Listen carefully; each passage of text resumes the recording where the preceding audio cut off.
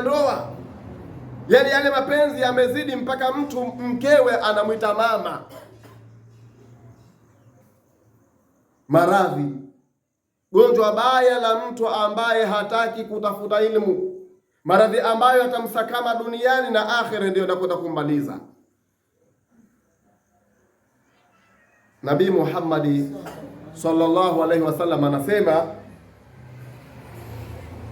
anasema man taallama baban min alilmi, yoyote atakayejifunza mlango mmoja wa ilmu, halafu mlango huo akaufanyia kazi, huo mlango amejifunza, halafu akaufanyia nini?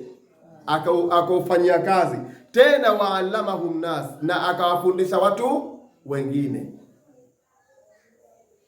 Amejifunza mlango ule akaufanyia kazi, halafu akawafundisha watu wengine. A'atahu Allahu lahu thawaba la anbiyai, Allah subhanahu wa ta'ala anampa mtu huyo thawabu za mitume. Tena mitume mingapi? 60. Mitume 60. Ni mtu ambaye amejifunza huyu bwana, kaka kitako, kapata shida, kafundishwa, lakini elimu akapata kidogo, akachotewa kidogo, kapata. Sasa baada ya kushaipata na yeye hakutosheka, akaona sasa naye afanye nini? Amgeie mwenzake. Basi anapata thawabu huyu, malipo anoyapewa ni kama kwamba malipo anoyapata mfano wake ni kama mfano wa mitume 60. Lakini akasema tena Mtume Muhammad sallallahu alaihi wasallam, na akasema lakini waman jalasa ala alalimi, na atakayekaa na mwana wa chuoni. Sisi sote leo walimu tunawakimbia, tunawaogopa. Tukimwona mwalimu yule kule, sisi tunafanya nini? Tunapita njia nyingine, ndivyo sivyo? Na ikiwa kama si mimi na wewe, ndugu zetu tabia hizo wanazo, kama si ndugu zetu, marafiki zetu tabia hizo wanazo. Mwalimu yule kule anakata huko ili mradi asimuone. Sawa Kwa hiyo anasema wa manjala sada, atakayekaa inda alimi, mbele ya mwalimu, saataini, masaa mawili tu. Akakaa naye masaa ngapi? Mawili. Sawa Halafu akala naye tonge mbili. Akala naye tonge mbili. Hapa lazima tufafanue kidogo. Unakwenda kwa mwalimu, unakwenda kumtembelea, unakaa naye kidogo, sawa Mnapiga story mwenyewe, mnapiga story angalau masaa mawili. Lakini kwa bahati nzuri sasa, wakati wewe umekwenda umechukua zawadi ya kumpa nani? Mwalimu, ndio ile ukana naye tonge ngapi? Tonge mbili. Sawa Ni ile kumkirimu nani? Mwalimu. Ikawa ni mwenye kumkirimu mwalimu. Unapenda sana kumkirimu mwalimu. Au masha hatuwataini, au katembea naye hatua mbili. Yani kama unatembea na mwalimu hatua mbili, unatembea naye. Sawa Na wengi wetu sisi hatufanyi hivi. Wengi wetu hatufanyi. Tumombe Allah tujalie tuweze kutekeleza haya. Tuyafanye inshallah tukitoka hapa. Au katembea naye hatua mbili. Atahu Allahu Ta'ala, Allah subhanahu wa ta'ala atampa mtu huyo. Allah atampa mtu huyo ambaye ameyafanya matendo hayo, Allah atampa jannataini, pepo. Sawa Jannataini, pepo mara mbili. Atampa pepo mara mbili. Anasema kullu jannatin, kila pepo moja atakayompa, mithlu dunia.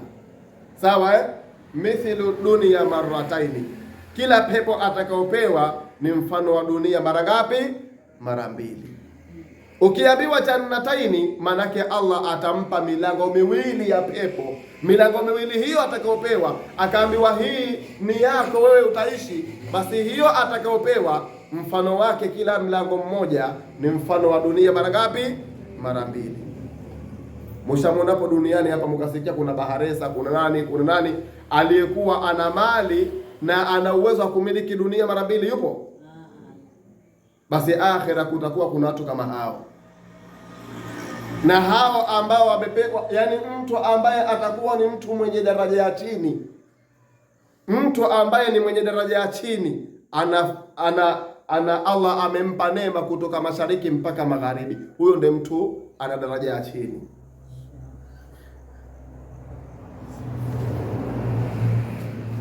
Kutafuta elimu, Mtume Muhammad anasema talabul ilmu faridhatun ala kulli muslim wa muslimati, hadithi maarufu. Kutafuta elimu ni lazima kwa kila Muislamu mwanamme na Muislamu mwanamke. Sasa kauli ya Imamu Shafi rahimahullah wanasema al-istighalu bil ilmi, kujishughulisha na kutafuta ilmu, khairun, ni bora kuliko mtu kujishughulisha na kuswali swala za sunna. Ile mtu kujishughulisha kashaswali swala za faradhi, halafu akenda akakimbilia kutafuta elimu, ni bora kuliko kashaswali swala ya faradhi, halafu asogea huko anaswali, asogea huko anaswali, asogea huko anaswali, wakati kile anachokifanya hakijui. Ni bora mtu kujishughulisha kutafuta elimu. Anasema laisa baada al-faraidhi, hakuna baada ya faradhi afdalu, jambo bora kuliko kutafuta nini? Yani baada ya kusha swali tu swala ya faradhi, hakuna jambo jingine muhimu kama kutafuta elimu. Kwa nini? Kutafuta elimu lazima, sio khiari. Kutafuta elimu, kutaka usitake, lazima utafute. Ikiwa kama hutotafuta, utakuwa umeasi, umemwasi Allah subhanahu wa ta'ala. Allah ndiye aliyesema iqraa, soma.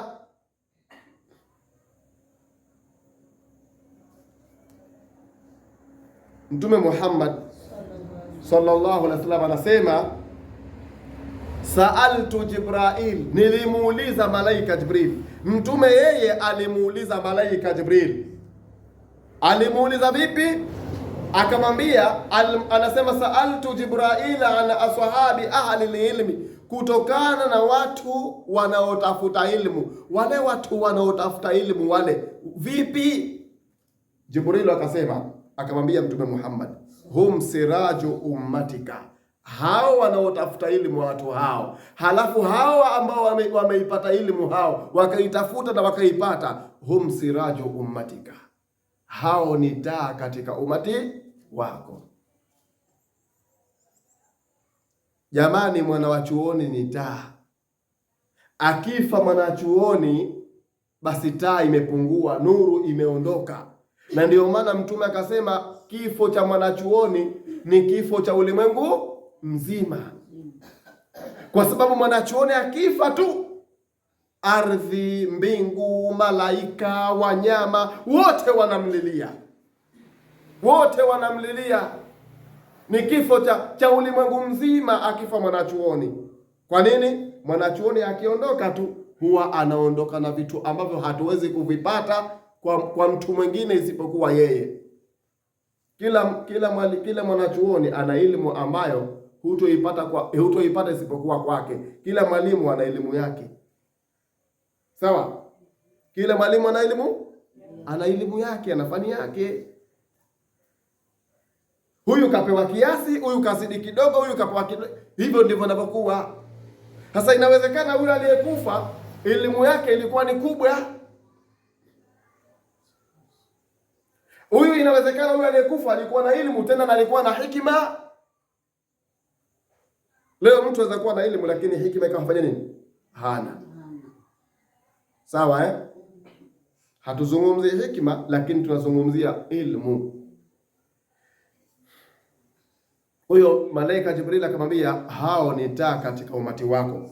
Hao ambao wana elimu, wanaotafuta elimu, hao ni taa katika umati wako. Sawa fi dunia, hapa duniani ndiyo taa hizo, ndizo nuru katika umati wako duniani. Lakini wal akhira, na akhira vile vile watakuwa ni taa. Akhira hao watakuwa ni nuru. Tuba liman arafahu, akasema uzuri ulioje kwa mtu atakayewafahamu hao. Uzuri ulioje kwa mtu ambaye atakayewafahamu hao. Inawezekana mtaani tuna watu wana elimu, lakini ikawa hatuwajui. Tunafanya huyu si Omari, huyu si Juma tu bali maana arafahu. Uzuri ulioje kwa mtu ambaye atakayewajua. Ukimwona mtu mwenye elimu, watakiwa umnyenyekee, umheshimu, umthamini. Kwa nini? Uthamini kile alichokibeba katika moyoni mwake. Mnifahamu jamani? Na tuba liman arafahum wa wailun liman baghadhahum. Anasema adhabu kali itawathibitikia wale ambao wanaowachukia watu hao. Kuna watu wanachukia wanachuoni. Kuna watu wanawachukia sana, wanatupia maudhi, kila sifa wanafanya nini? Wanapelekea. Kwa nini? Kwa sababu wanachukia wanachuoni. Atamani yeye mwanachuoni kila wakati yeye afikwe na shida. Atamani yeye mwanachuoni kila wakati yeye awe anasemwa kwenye midomoni mwa watu, tena awe anasemwa vibaya.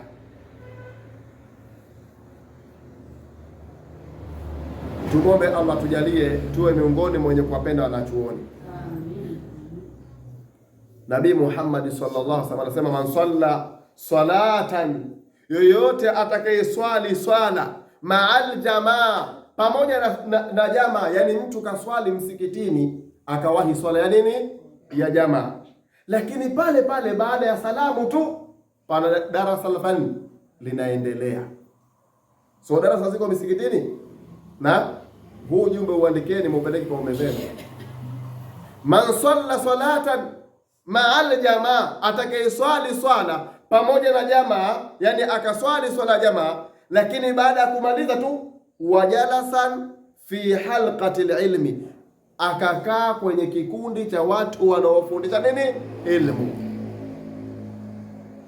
Darasa lipo, akasikiliza ili apate faida. Lakini wengi wetu sisi tukishakwenda msikitini, kama msikitini tuna swala watu 20, wanaokuwa darasa ni watu 2 watatu.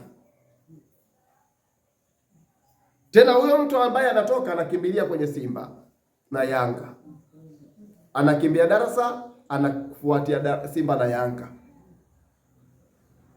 Sawa Kwa hiyo Mtume anasema akakaa kwenye kikundi ambacho watu wanasoma darasa, halafu ikawa anasikiliza, wasamia kalamahu, akasikiliza maneno ya Allah subhanahu wa ta'ala, ambayo watu wakikaa darasani pale aidha watasoma Qur'an tafsiri au watasoma hizo milango ya faradhi za udhu, milango kama hiyo hija, ikawa tunasoma fiqh. Sawa ikawa anasikiliza pale, anapata faida, sikiliza. Sawa basi mtu huyu Allah subhanahu wa ta'ala atampa, anasema akramahu Allahu ashiya, 6 ashiya, Allah atamkirimu mambo 6. Huyu mtu ambaye anakwenda kusikiza darasa msikitini baada ya kushaswali swala za faradhi, Allah atamkirimu mambo 6. Mambo 6 hayo, jambo la mwanzo, Allah subhanahu wa ta'ala atampa riziki za halali. Atampa riziki za nini? Za halali. Allahu yarzuqu man yasha'u bighairi hisabi. Allahu yarzuqu man yasha'u wa huwa al-qawiyyul aziz. Allah humruzuku amtakaye. Sawa Kwa hiyo huyu bwana ambaye ametenga muda kasoma darasa, Allah atampa riziki za halali. Lakini jambo jingine ambalo ni jambo la pili, Allah atamuepusha na adhabu za kaburini. Allah anamtenga mbali na adhabu za kaburini mtu huyo. Saidina Uthman ibn Affan alikuwa akitajiwa kaburi, yeye analia sana, lakini anaambiwa mbona unatajiwa moto? Sawa watajiwa nini? Moto. Huli. Watajiwa kiyama, huli. Lakini ukitajiwa kaburi mbona unalia? Anasema kama Allah ataniweka motoni, motoni nitakuwa na wenzangu. Kama Allah ataniweka kwenye kisimamo nitakuwa na wenzangu, lakini kwenye kaburi niko peke yangu. Uthman ibn Affan radhiyallahu anhu. Sasa mtu ambaye atakuwa anasikiza darasa baada ya kushaswali swala za faradhi, Allah anamuepusha na adhabu za kaburini. Jamani, kaburini ni sehemu ambayo inatisha mno. Sawa eh? Kaburi ni sehemu ambayo inatisha mno. Mtume Muhammad anasema jambo la tatu ambalo atapewa mtu huyo, atapewa kitabu chake kwa mkono wa kulia. Nikuulizeni jamani, kati yetu sisi tuliokusanyika, kuna mtu yoyote ambaye anapenda apewe kitabu chake kwa mkono wa kushoto? Hayupo eh? Na Mwenyezi Mungu atuepushie. Basi yule ambaye atakaye apewe kitabu chake kwa mkono wa kulia adumu darasani. Na ndiyo maana mimi nikasema hili ambalo tunalielezea ni gonjwa, kwa sababu wewe ukipewa kitabu chako tu kwa mkono wa kushoto tayari, basi jua tayari maradhi yameshaanza. Maradhi gani? Mtu anakwenda kuteketea katika moto. Ni maradhi, si maradhi?